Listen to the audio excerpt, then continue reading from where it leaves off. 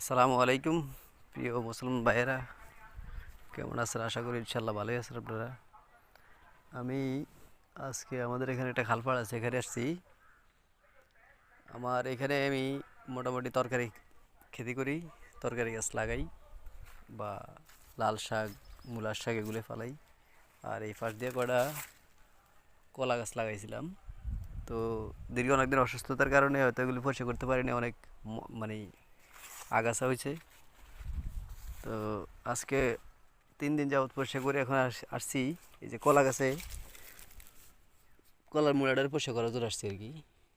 তো আইসা দেখি যে এখানে এই যে ইয়াবা খায়, ইয়াবারা এখানে আড্ডা দিছিল। দেখেন এই যে কীভাবে খায়, যে